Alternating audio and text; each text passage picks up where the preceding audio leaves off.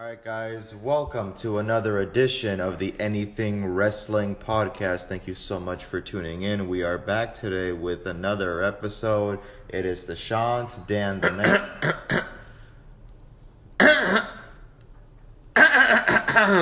You know, we do have water on the show if you need to clear that throat because I just feel like I get interrupted. There you go. No, I'm good. Ladies and gentlemen, my name is the Commish. Not only am I the advocate of this podcast, but today's episode is strictly about me. And something that I've been meaning to get off my chest for about... How long has it been since the incident? 21 years? Yeah. This is one in the making. And what a perfect time for it since Survivor Series is literally right around the corner. There's always controversy in Survivor Series pay-per-views if you guys haven't seen in the last 20 plus years now. Yeah. Consequently, today's episode brought to you by the wonderful country of Canada. Oh, I don't know the anthem. The words. Sorry. Eh? Or sorry. Sorry, eh? Once again, we are here to address what some people call the most controversial incident, quote unquote, that took place. Some people think that it's 100% real. Some people think that some parts of it might have been scripted. Some people think that everyone who was involved was in on it. The kicking of Stan. Was preemptively going to happen after this event, but it was in the making. It was fated. But yes, we are here to talk about the Montreal Screwjob. Now, before we get into the Montreal, that Saya just said everything right there. Before we get to Montreal, I want to quickly talk about, the leading up to Montreal. Okay. Bret Hart and Shawn Michaels come to work for the WWF at the time, in the 1980s, and both of them have some successes here and there. In the 90s, they, started... Was it they started tag team success in the late 80s? Yeah. Shawn Michaels with the Rockers with Marty Jannetty, Bret the Hitman Hart with Jim the Anvil Neidhart. R.I.P. R.I.P., yes. And, side note, sorry. We also observed today is the, I think, 8-year or 13-year passing of Eddie Guerrero. Really? Yeah. Wow. He passed away this day. Years back. Rest in peace, Eddie Guerrero. Yeah, bless your soul. You're the man. Getting back on track. But, so yeah, Shawn Michaels and Bret Hart in the early 90s, they have a couple matches. First of all, I want to get your guys' opinion. I want to take a quick survey here. Hey, yeah. Personally, Shawn Michaels and Bret Hart, what do you guys think about the two? Just for a second, let's put the Screwjob aside. Just as performers, seeing how far they've come, how much they've changed. Do you want to answer first? I've always been more drawn towards Shawn as a performer. No offense to Bret. I always found the character to be a little bland. But I think that's just his personality. Even when he came back eventually and he faced Vince, I just didn't really care. I think what it is that good performer, shoddy character. Bret could have had the personality that everybody wanted him to have. He seemed like he could have been great as a heel overall in his whole career. Kind of like, at one point Edge just was a heel for the rest of his career before he retired. And it worked for him. Maybe that should have been the angle that Bret should have had. But you guys know, okay, I'm an avid fan. Shawn Michaels is my number one favorite wrestler of all time. In regards to the both of them, yes, there's a little bit of bias by 1% to Shawn. But nothing to take away from Bret Hart. He's always been as he quotes, the best there is, best there was, best there ever will be. Character-wise, he was just too bland sometimes. Even as a face, it didn't seem like you're really buying into his promos sometimes. Yeah. Wrestling and performing-wise, he was amazing. for a technical, like, I think he's the original best technical wrestler in the world before Stevie Richards. God, it's so hard to say it. But again, he was the original.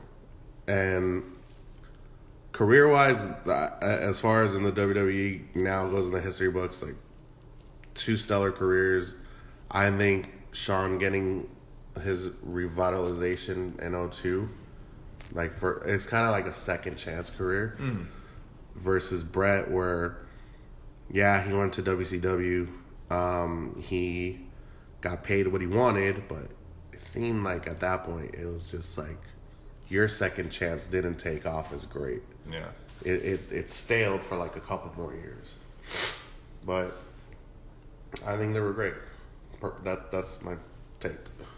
Personally, to me, both of them very good performers. Shawn Michaels, to me, always stood out a little bit more. Brett, I just feel like, while the guy has been on the receiving end of some really good matches, personally, to me, the submission match with Austin in WrestleMania 13, I thought he's great. But once again, yeah, back to your guys' point, when it came to promos and just, the character, I'm like, okay, you're there, fine, I'll give you your due.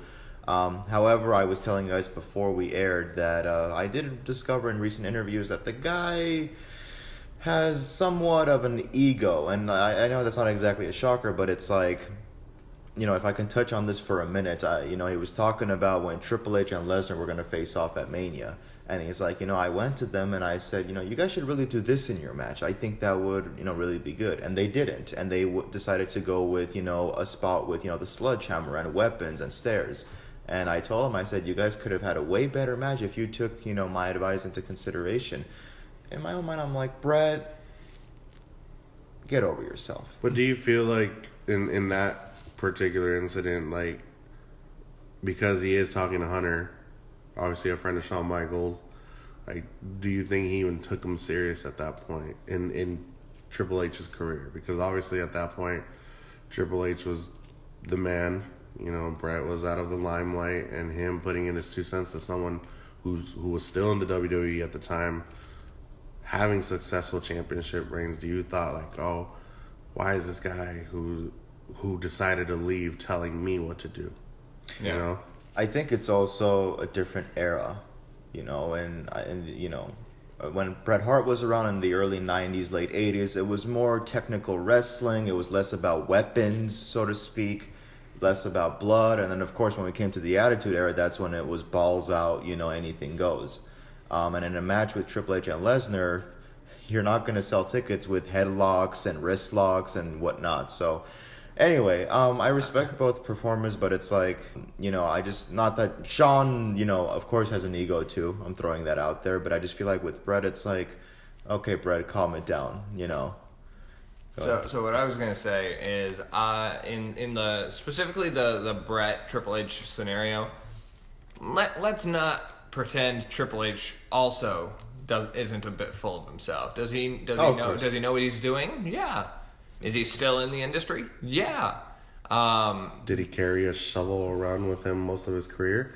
Yeah. Yes. Who did? But oh, his was shining gold compared to everybody else's, though. diamond encrusted. More than John. At the time, I think they got yes. him from the same store.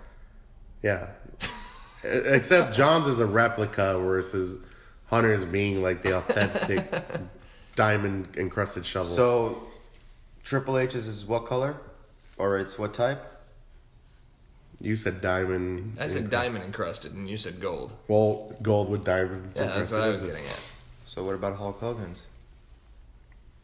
I think it's rusty now because of how long he's been in the industry. But it's about 24 inches around the handle. Just like the pythons. You don't know? For only $9.99. The other thought I was going to say is, going back to the initial assessment, I almost feel, no offense to Brett, I almost feel like maybe he isn't the personality type that should have been a professional wrestler. 'Cause I feel like he has not only an ego, but I feel like he has too high of inhibitions. So he's too reserved, and so that's why he didn't like stepping out of his comfort zone. Meanwhile, you had the likes of Shawn, who's charismatic, and he's sort of... He's dramatic. Yeah, he's dramatic. He was always out there as far as, like, how far can I really go, even if I'm told go as far as possible. Yeah, he'll still take it like, what's even further than that? Yeah, and but the thing is, you still have to approach this whole industry with sort of a theatrical mindset, because 50% of it is telling a story. And I almost feel like maybe Brett just kind of stumbled into the wrong class and was too afraid to leave, because he came from Stu Hart. Yeah. So it was like a family legacy thing, and so I feel like he might have thought like he was obligated to do it, and then he just stuck around because it probably paid okay. Yeah. Well, I mean, not to say he wasn't good at the wrestling aspect of it, but yeah. So we move forward. So somewhere in the mid '90s, you have this real life tension brewing with... Well, let's start as to where it kind of started. I remember Brett saying this in one interview. I think it was like after the resolve between him and Sean. He said it in an interview when it was him, Sean, and Jim Ross.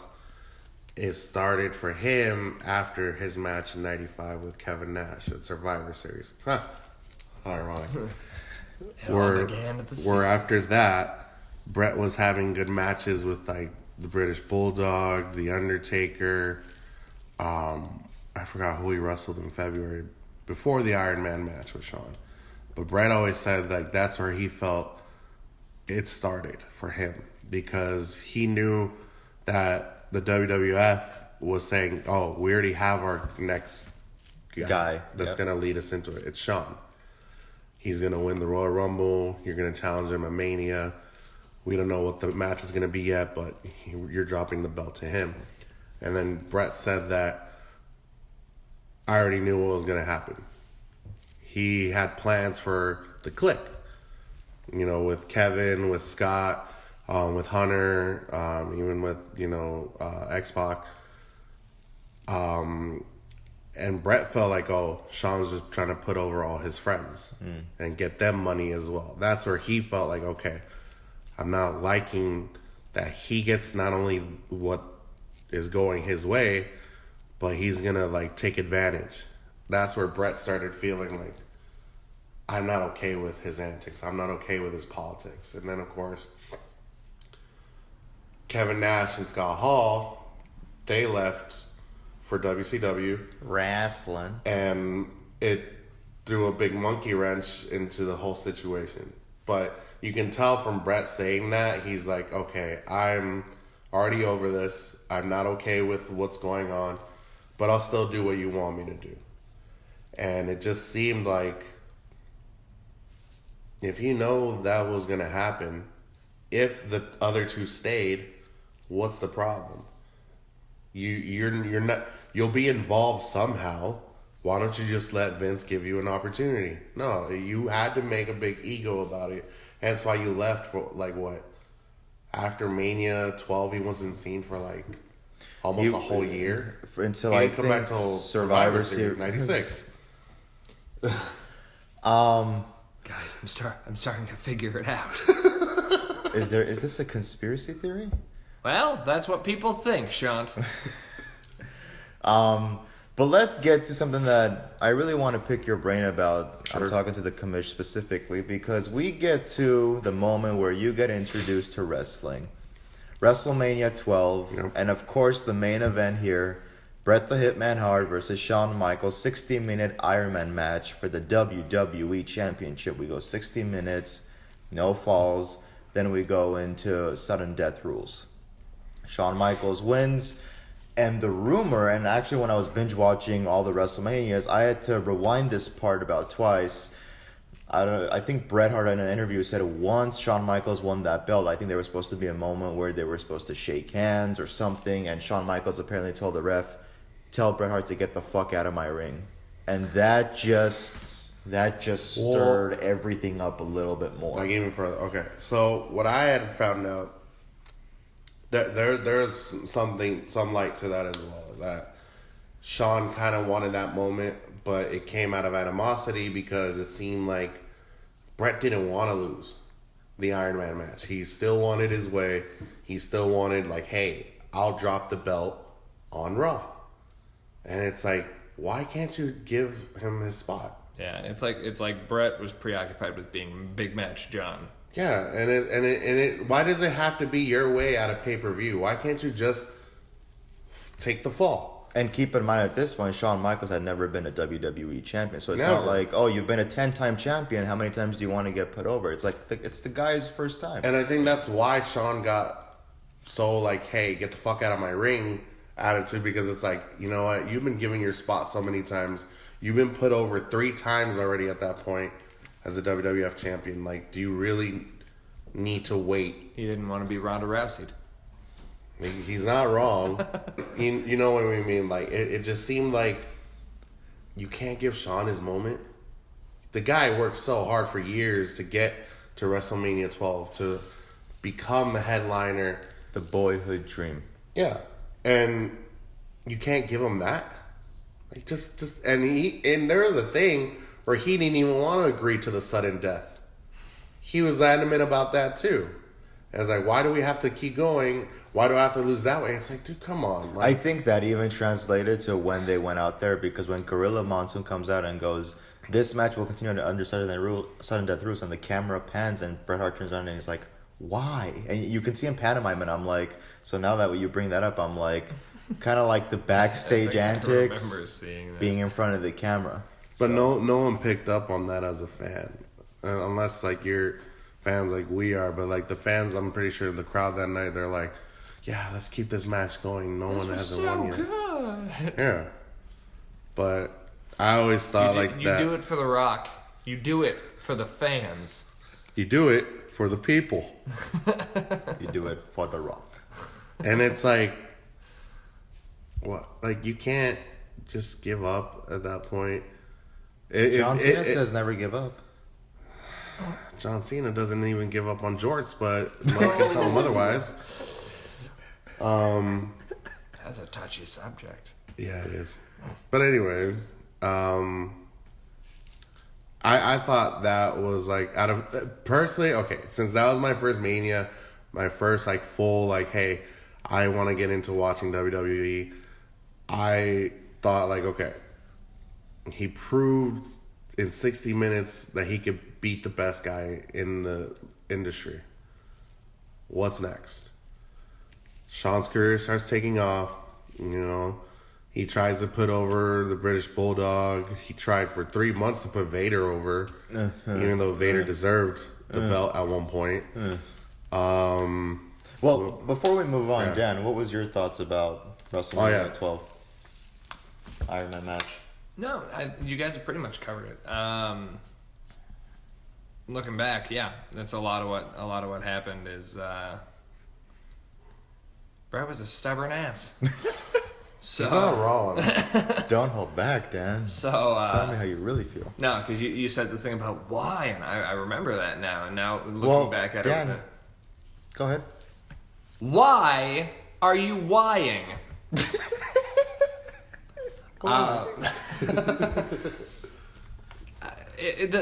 whole thing here is like you guys were saying, this was a moment to essentially create a new star. It's the coronation of Shawn Michaels at the top of the card, and Brett's for somebody who thinks he knows everything there is to know about professional wrestling. He certainly seems to wear his blinders a lot. Because it's only like what he knows is best, but I only see me in front. I don't see everyone else to the sides of me or behind me. Yeah, he didn't want to be part of an ensemble cast. He wanted to be the star. Yeah, which was annoying. You know, I even forgot to mention, Sean even put Nash over. Granted, he kept the belt the following month, and Nash left, but still, how do you put over someone who's about to leave for the competition? Brett wouldn't even do that. I think the whole click thing, I think it bothered a lot of people to an extent. Well, yeah, because it seemed like they wanted creative control just for themselves, and it's like, No, you have other superstars that are very deserving, and it seemed like I think I noticed this with Nash and Hall being gone. Other than Vader, Bulldog, even Owen getting a push, you saw like people come in like the Ultimate Warrior back. They were trying to push him, but you know how the Warrior is or was. Ahmed Johnson got a push back then real quick within less than a year's time. And mouth to mouth with Goldust. Psycho Sid. You brought Sid back. He got a push. Well, he only has half the brain that we do. Yeah, but again, who's the man? Becky. Who's the man? Becky Lynch. Well, now she's the man, of course. But back then in the 90s. But yeah, like, it just seemed like there was so much, like, controversy with the clique, especially with half of it being there now. And it's like, we really have to cater to what these guys want, you know? But then Mankind Mick Foley got a push from Sean.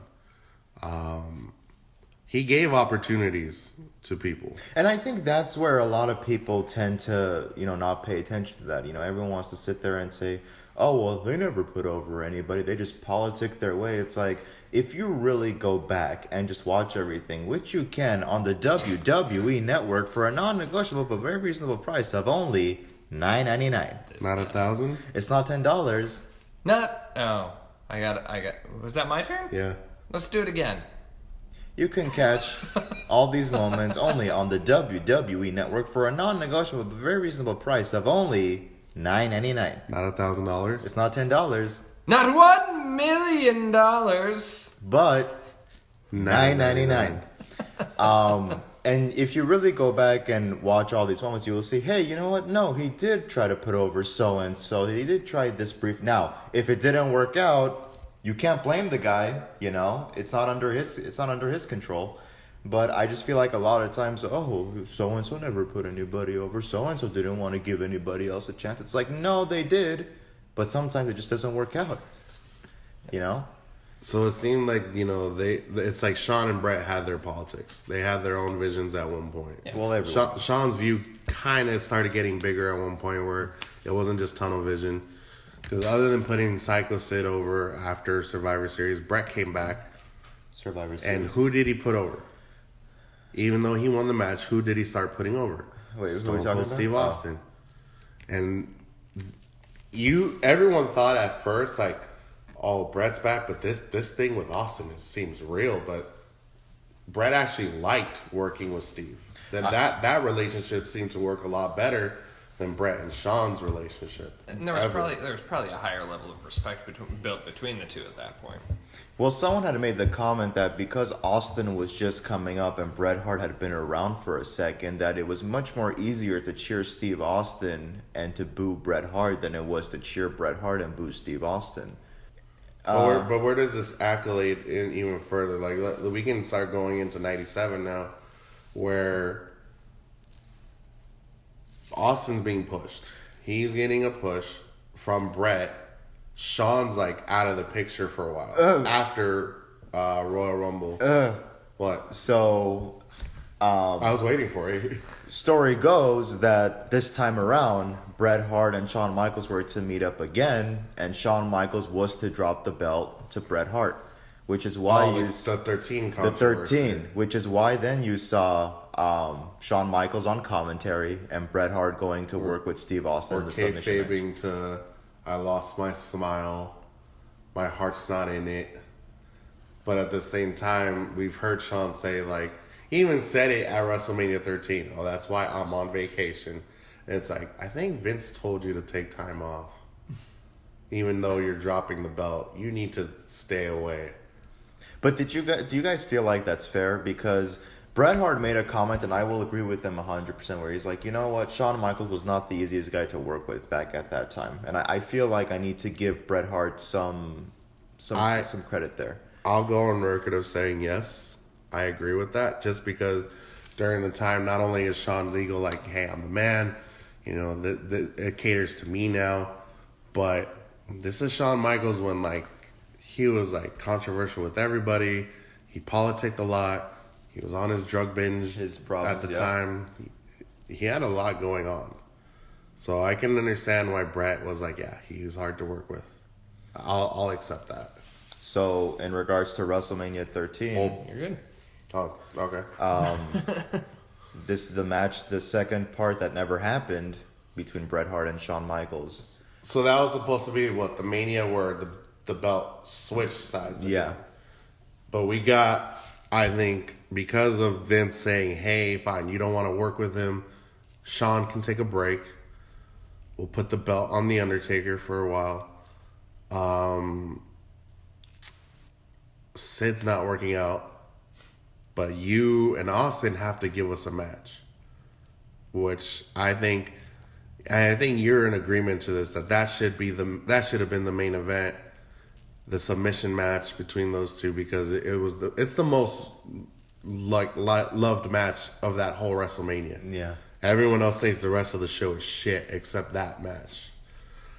I think it's the longest match in the whole card as well. Probably, yeah. And then, of course, Shawn's there. He's doing his goofy commentary politics. And then it's like, okay, how much longer are you on the shelf for?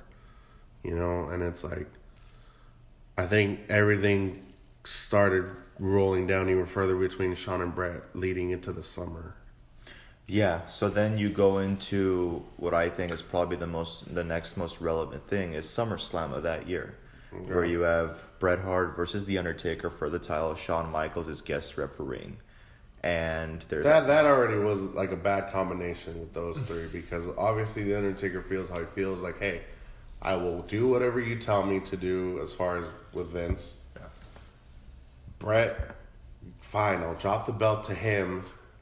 Even though it's like, Undertaker had his feelings about Bret. To include Shawn, it's like, okay, what angle are we really working? Why am I going in the direction with Shawn now? Like, Shawn and Undertaker, you're starting the pot. Yeah. And it's like, so much happened. But the thing about that match, though, everything between Shawn and Bret wasn't story. It was actual, like, hatred. Like, Yep. Shawn told him, get your ass back in the ring. You're going to win this. You're going to win this right. I'll disqualify you. I don't care. Bret would always push Shawn's buttons. Like, no, leave me the fuck alone. I'm going to kick his ass however I want. And I think the person that paid the price the most was The Undertaker in that event, because it seemed like, okay, I'm just here to get a push with Shawn at one point. But it's like, you're making me drop the belt to him in this way. Like, I thought that was bullshit for The Undertaker to do that. I think that's one of the things that triggered that famous, 1998 promo where Undertaker comes out just in normal, street attire. Yeah, he wasn't going as The Undertaker at that point.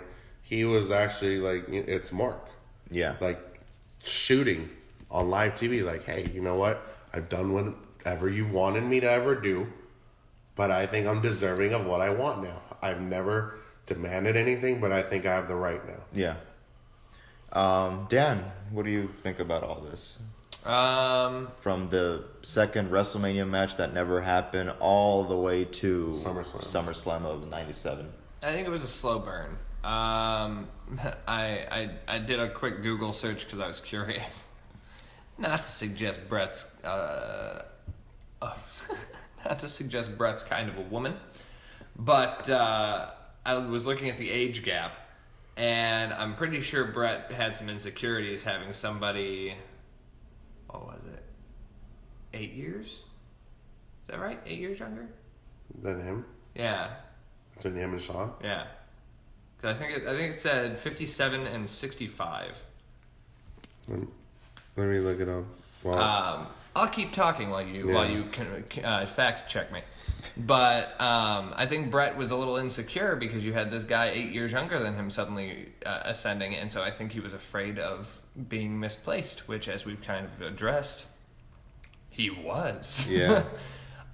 So his fears were justified, but he might have also been his own worst enemy to some degree, like we were talking about, because you're talking Undertaker. I've always done what you did.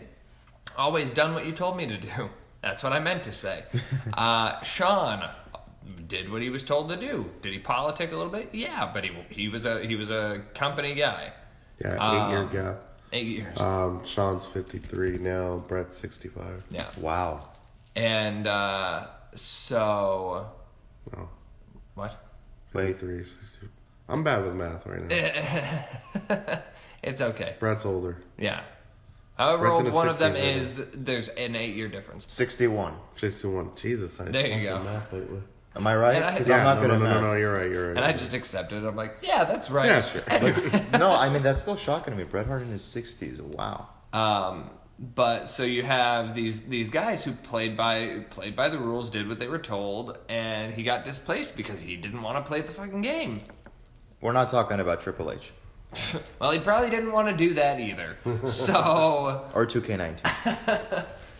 so no, I think everybody. I think Brett started to burn his own bridges. I think he started to burn the bridges and piss everybody off. So that just fuels the fire leading all the way up to. The screw job. Before we get But- there, let's continue on the direction of that. Yeah. There was Ground Zero, where it was Bret Hart, full heel now, anti-American character. I think the truest form of Bret's character finally coming He out. found his final form. Yeah, and it just seems like, okay, I think I like this tone of his character because it's like, hey, his character as a face was so bland. Yeah. He didn't really as a heel, he was great. And then, Kind of like Randy Orton. To an extent, yeah. he's feuding with the Patriot, Mr. Del Wilkes at the time. And then you have Shawn on this, I think he was having two feuds because other than Bret, he was feuding with The Undertaker.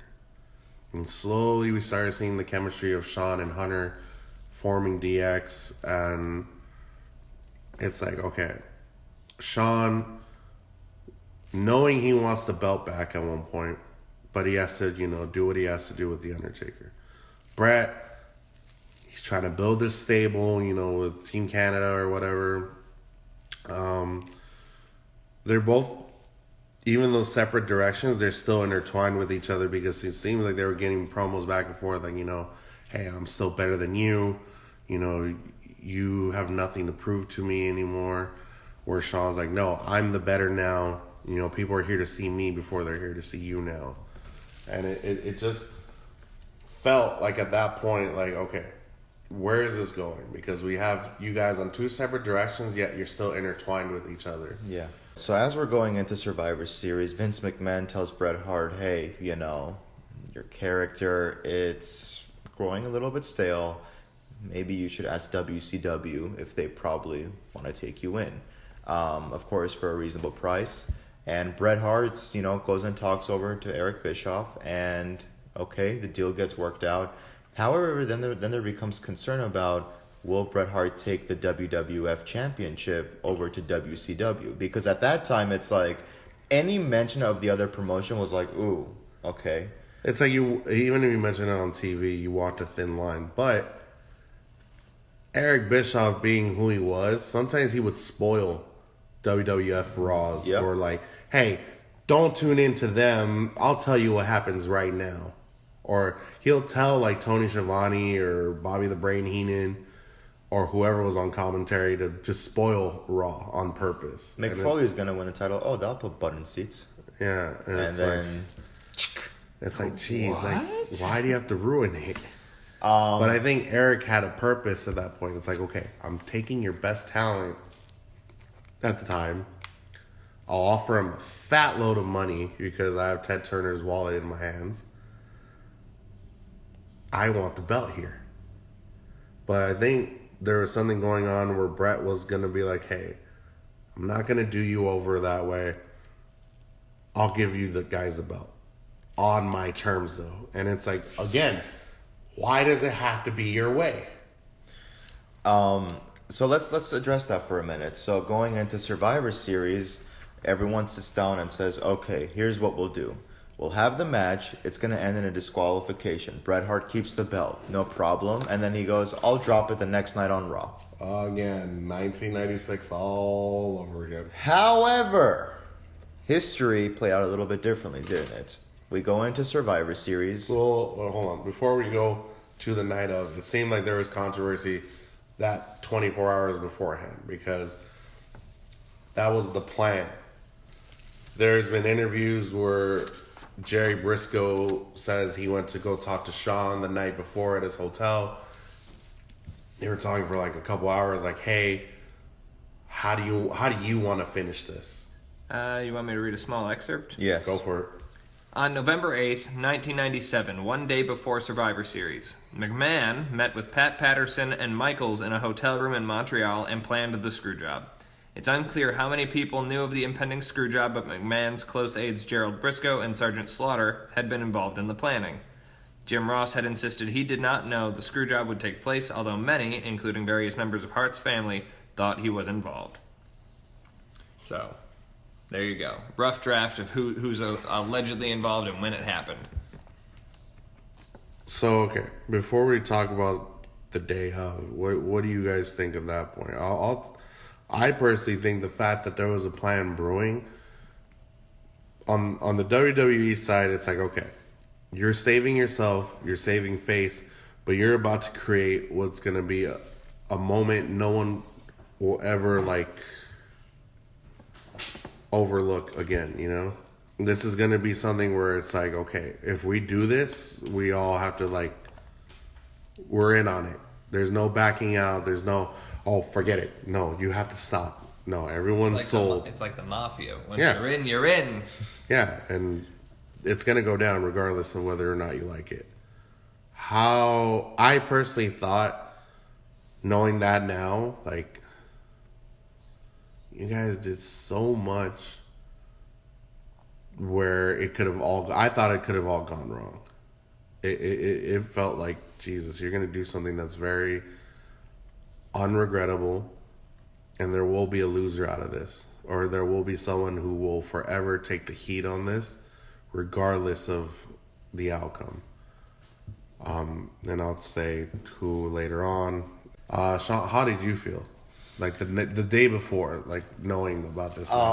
Here's the thing: is that I think some people might say, "Oh, well, why didn't they just do the disqualification and drop the belt on Raw?" But then when you got to think back to '97. It's not 2018. There's another promotion out there who's kicking your ass. So you got to come up with good programming for every single pay-per-view, for every single Raw, for every single show that's going on.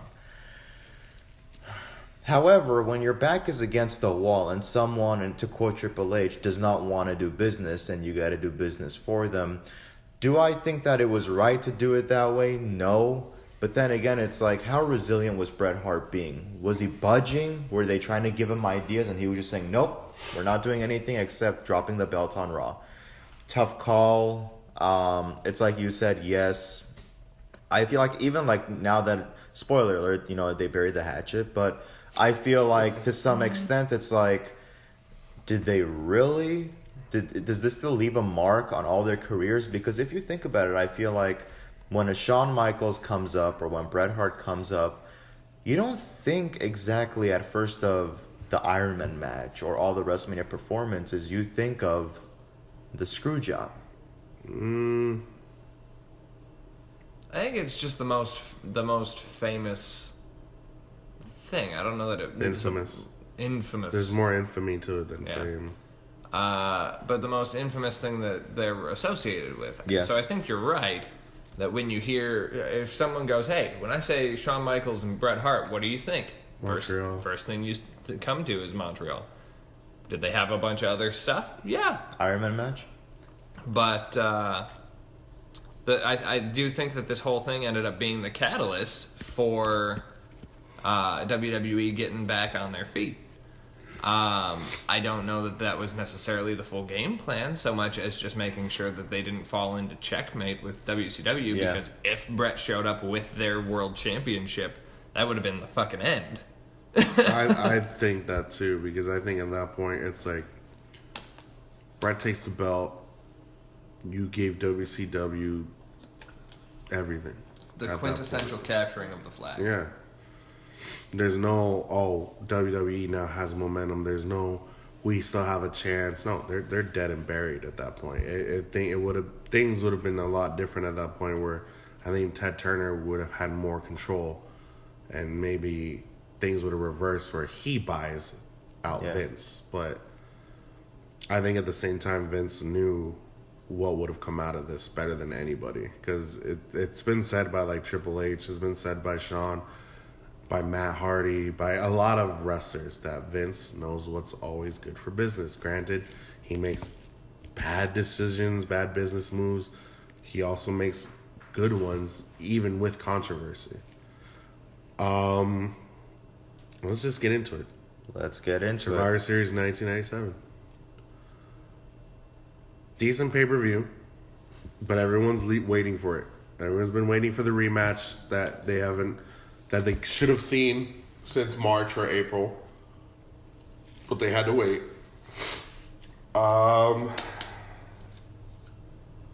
Match-wise, it was shit, because it seemed like they fought each other for like 15 minutes outside. You even had Vince out there. He was like, get your asses back in the ring. He would tell Brett that. He would tell Shawn that.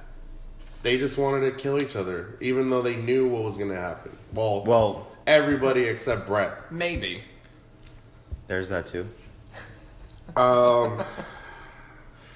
Was I a fan of the match itself? Not really. Was I... Okay, let me rephrase that. When I saw it live, because I remember seeing this live as a kid, I was like, oh my God, they really hate each other. This is it. They're going to kick each other's ass. But I know Shawn's going to win. I feel like Shawn Michaels is going to win. I see the sharpshooter coming. I'm like, why would he do that to him? Like, why that move? Why not just end it with a super kick? Bell rings. 3 seconds into the hold. I'm like, what the hell's going on? Why did he win the belt like this? I don't get it. Obviously, when I saw it live as a kid, I'm like, I didn't know the politics, the bullshit behind it. Looking back at it now, I'm like, holy shit, this was your only way to make WWE like what it is now.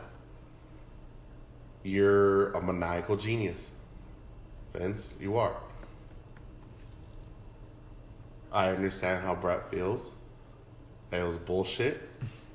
I'll go on record. Being a Shawn Michaels fan, it was bullshit to Brett, how it happened. Do I think he deserved it? Yes and no. In Shawn's words, yes. Ooh. In mine, no. Yes, because it seemed like you still wanted things to go your way, no matter what. If you were willing to stay one more day with the WWF and then swan song, I'm out, I'm done, I'm going to go be a legend at WCW. Now, in the Shawn aspect, I'm like, you know what? Shawn's had to cater to you for so fucking long. Shawn had to lose so many times so you could get over. Did Shawn get over in any of those matches in the past? Not really. He just got slated and jaded into more controversy with other wrestlers. I think Shawn had a legitimate point when he said, even in 2010, if I was told to do this all over again, I will do it. And he told him in his face. You deserve what happened to you in Montreal. I honestly think Brett did deserve it in that aspect. But it's like, it was so shitty that like it had to come down to that. I wanted to see an actual match. Let it end in controversy. Let it end with a super kick. But Shawn's weak. And the ref's down. Let Shawn put his arm over and let Vince be like, you know what, ring the bell. Drag Shawn out, give him the belt. Do it like that. Not 3 second sharpshooter. Oh, ring the bell. Okay, ring the bell. Earl Hebner runs the fuck away because he didn't want to be there. Even though he knew shit was still happening. Vince is there like, I'm sorry. This is how it has to be. Get spit in the face. Shawn, Hunter, and Gerald Briscoe are like, hey, we gotta go. We gotta go now. Logo comes up. Yeah. according to this, the way the match was supposed to go, quote unquote, was there's a ref bump. Speaking of which, do you guys find ref bumps to be more believable when they're old people? I bring this up. Now or then? Ever. Like, especially then. Like, when Hebner took a bump, you believed it. Now Yeah. you got some of these younger refs, and I don't know. I feel like a foot to the face shouldn't really be enough to knock you out. I feel like they can take more now because it seems like they're way younger. Yeah. Like, the only ref back then that I felt like could take a bump but deserved to get right back up should have been Mike Chioda. Chioda. Yeah. Bless. Or Mike Chioda. or Jack Doan. Anyway, so ref bump. Timmy White. Ref bump happens. Timmy White. Where am I at? Hart grabs Michael's foot. No, that's wrong. Sorry.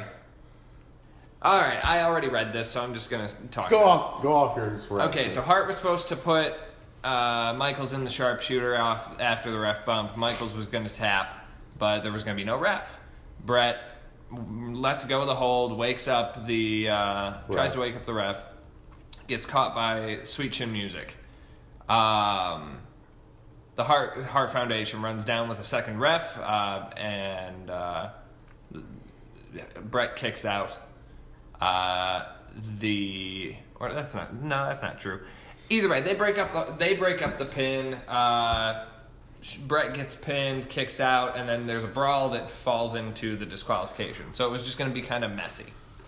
And so then that led to them going, nah, fuck that. We're doing it our way. So Vince said, fuck that, we're doing it my way. There's no our way. There was all my way with Vince.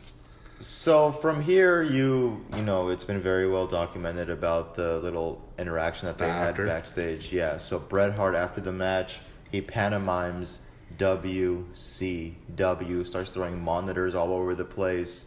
They go to the back, and Vince in front of Shane, I think Gerald Briscoe and Pat Patterson, Bret Hart just punches Vince right in the face, right in the eye.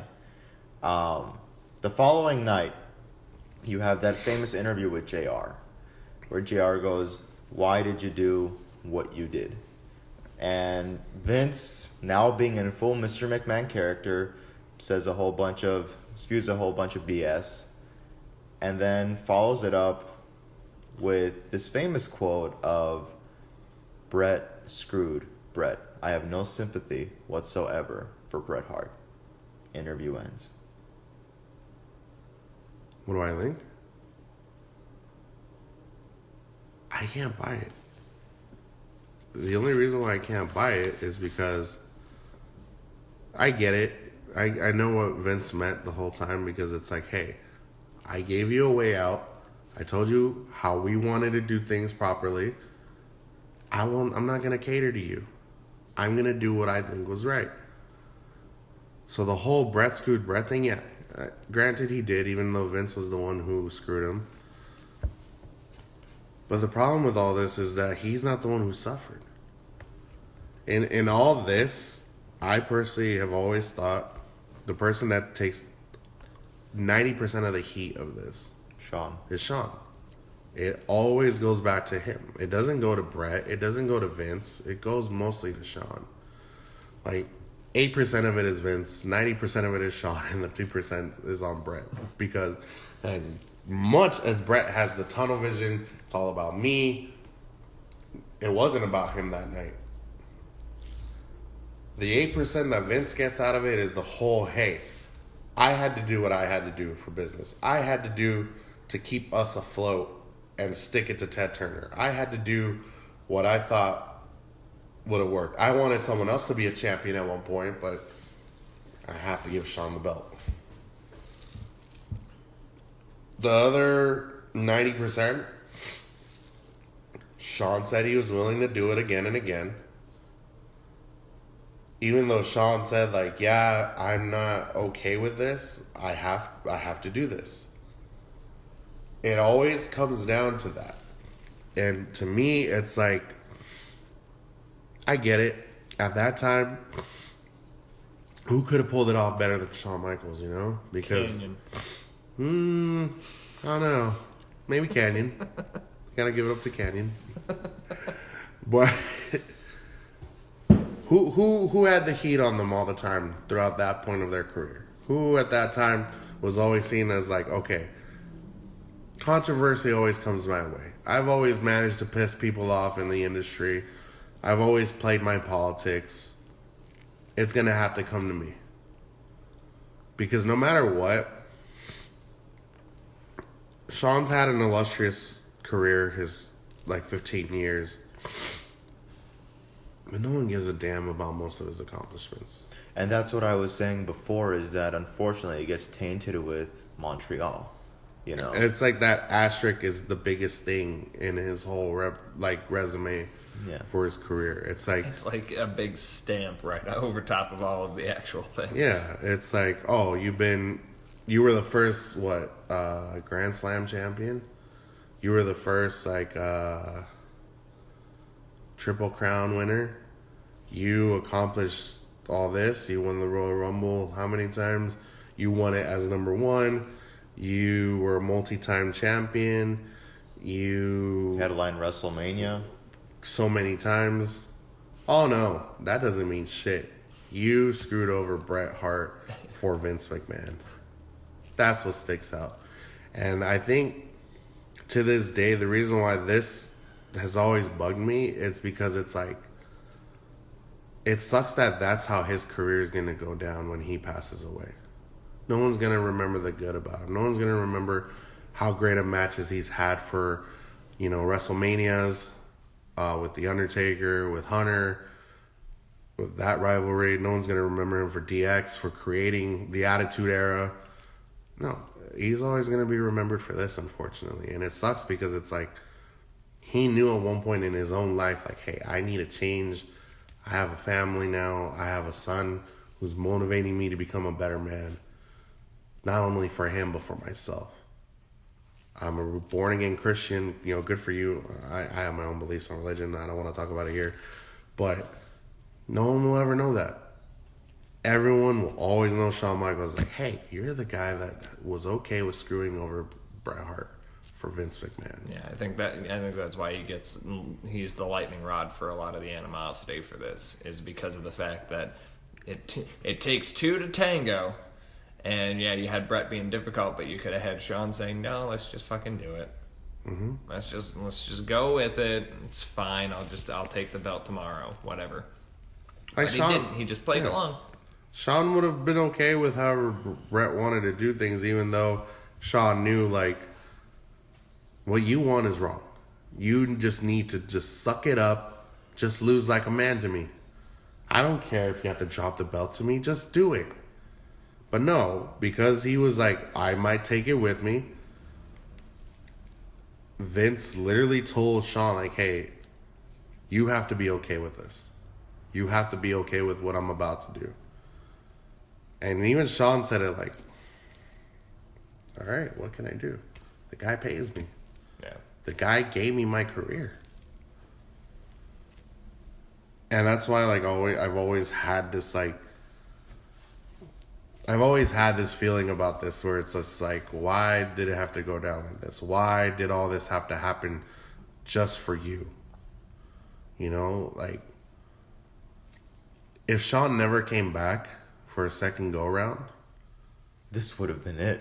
Yeah. Like, at least now there's a little bit more leeway, I think there's more leeway because when he came back, he had the best matches with Triple H ever. I think as much as we say Triple H buries his, like, opponents, he put Shawn over so much in that time. He put him over in an unsanctioned no holds bar match. He put him over in the first Elimination Chamber match at Survivor Series. There it is. To win the first World Championship belt, the WCW belt, as we all know what it looks like back then. He put him over, and I think the most grueling 2-year feud ever, and involving Ric Flair.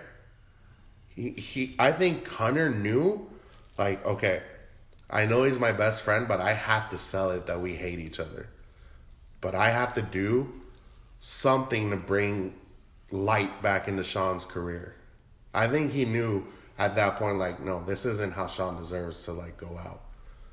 So he did that for him. And then Sean started to put himself over. Ric Flair put him over. Granted, it cost Ric Flair his career, but he still put him over. The Undertaker put him over. Granted, yeah, I still win the matches for the streak, but people will know you did everything you could to beat me. You took a couple of tombstones from me, and you still kicked out. But I will still find a way to put you over even if I win. But even Sean was like, no, I'm not going to be the guy that breaks your streak. You can beat me, no problem. Just give me one good match. He gave him two. Like, I think Sean has done enough to put himself back into a good spot, but it will never But he never go gets away. enough. It'll never go away. It will always be there. And that's why, like, I think that's what I share my interest with Sean, because it's like, he's the guy that was willing to, like, be the bad guy. He'll be the, hey, I'm the one who's going to take this.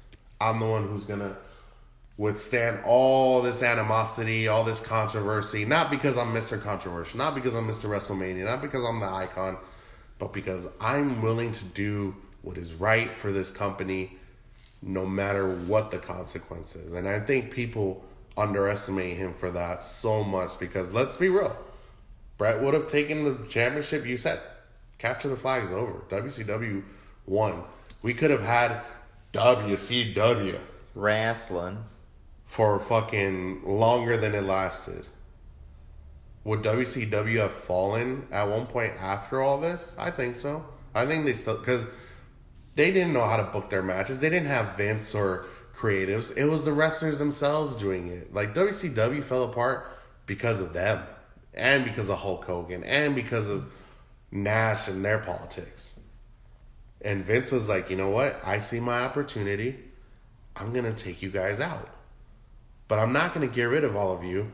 I'm going to give people in that company deserving chance to stay in WWE. You get a contract. But as far as Brett goes, fuck it. You're gone. Well, let's fast forward to 2010.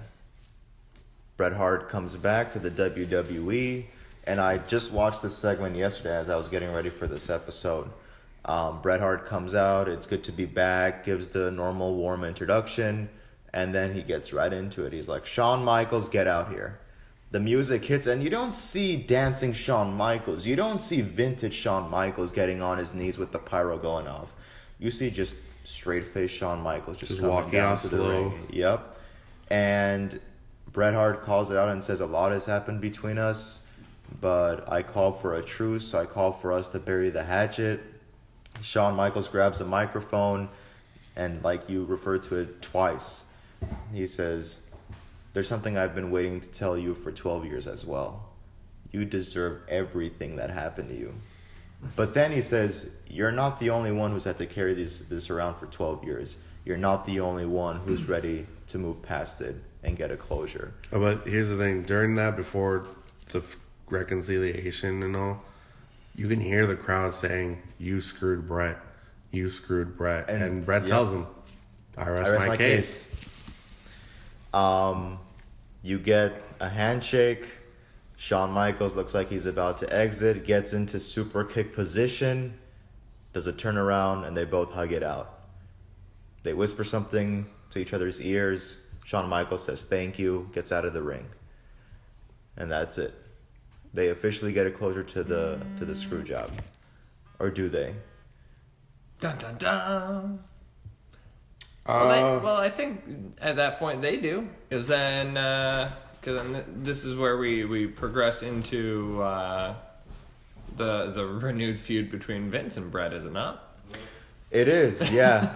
I actually fast forwarded the episode, and then later on, Bret Hart says, okay, I took care of 50% of business, now it's time for the other 50. Vince comes out and gives all this bravado about, yes, you were the best there is, the best there was. Yes, I did give you a platform because I believed in you. and he kicks him in the gut. And then you go on to have that feud with him and Mr. McMahon. Now, did anyone really want to see this? Because I mean, this is post-stroke Brett, is it not? Yeah. And he couldn't take any bumps. Nope. Yeah. I So, think no offense to Brett. I'm not saying people weren't happy to see him show up, but it was too late. yeah, and no one needed to see this feud. I think happen. just another case of just trying to milk every single drop. Yeah. Oh yeah. But hey, we've come full circle. The screw job, to an extent, is kind of behind Bret Hart and It's Shawn. behind them as far as like, you know, backstage and overall. It seems like what they're okay with each other now. Even though, granted, from now until they both pass away, they will always be asked about it. It's weird because it's like you see them now and it's like you wonder, like, is there still something hidden there that they really haven't discussed? Because it seemed like even with that apology on live TV, kind of didn't really feel 100% genuine. Like there's always that mystery behind it, but at the same time it's like, let's just bury it. Let's just not bring it up. Well, Scott Hall one time brought it up. So I don't know if you guys have seen that DVD, The Greatest Rivalry, Bret Hart versus Shawn Michaels. No.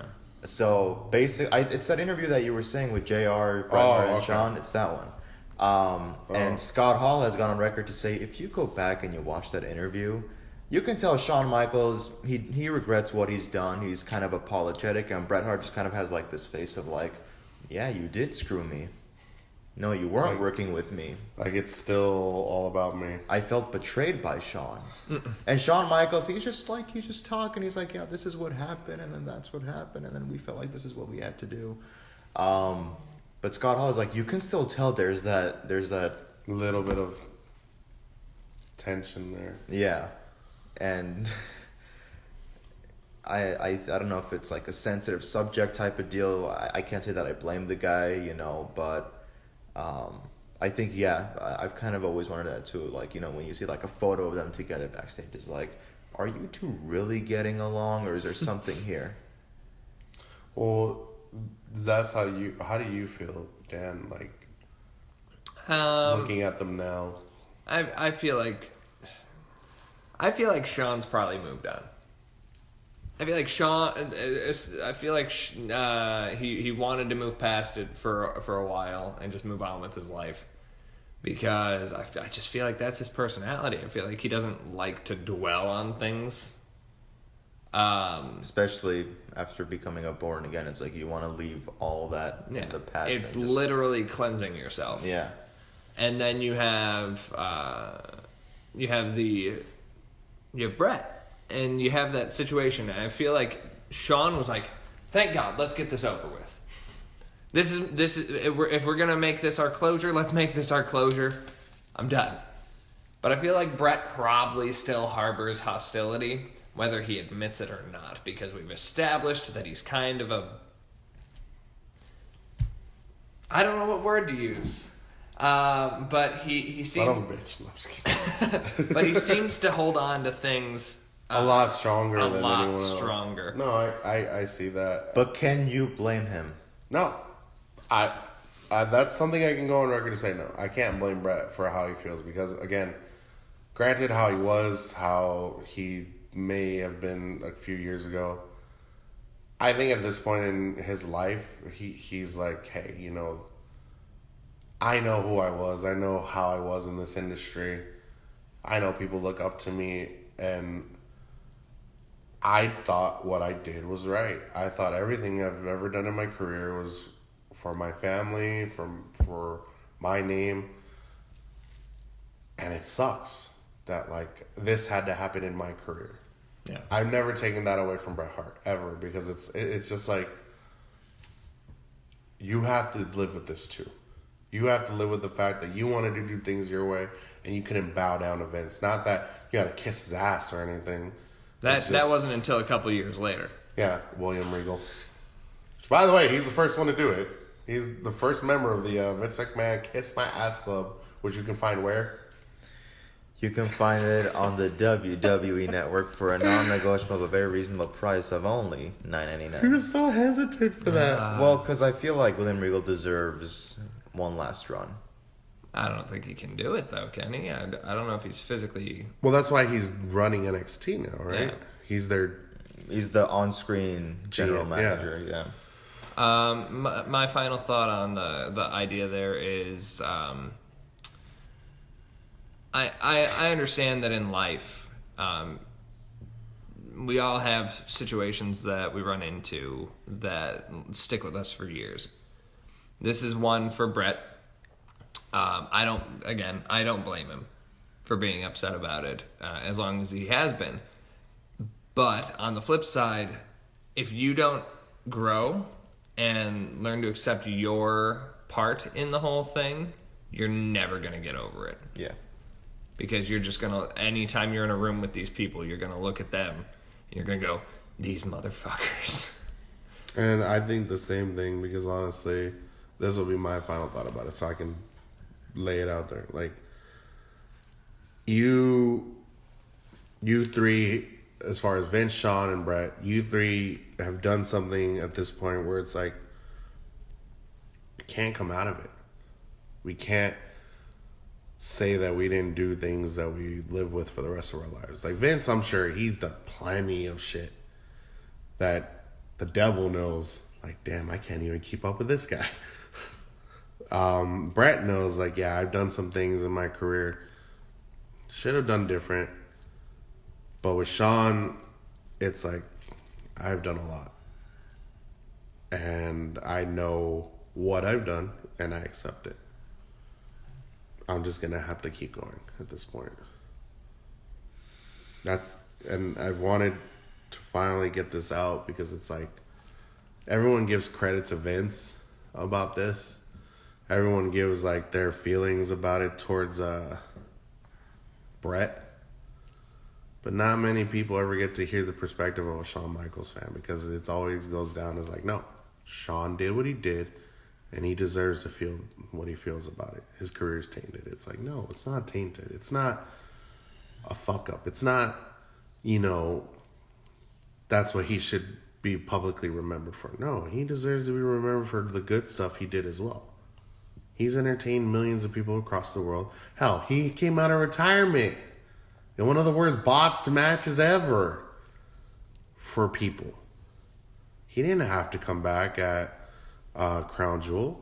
He could have stayed retired. He could have stayed a trainer for NXT and anyone at the Performance Center. No, he still, to this day, does what he can do for his fans and for the people around the world. But the good news is, with him coming back for this match, now maybe he won't be remembered for the Montreal Screwjob.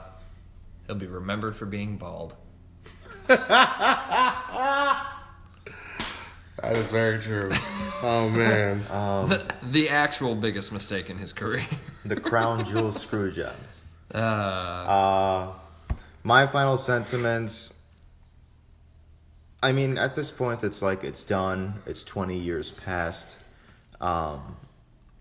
You don't sit there and say, oh, well, you just get over it, because it's, but however, I do agree with you, Dan, that, Bret Hart, it's like, if you have that stubborn brain where you can't accept the fact that, hey, you were a reason to why that went down the way it went down.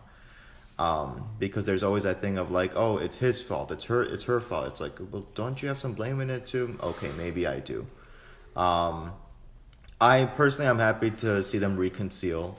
I'm personally happy to see Bret Hart now just normally, in backstage photos, because it's like, okay, when you're in that phase of like, once again, you're back into the WWE family. For us fans, it's like, okay, great. To some extent, they've moved past it. That's it.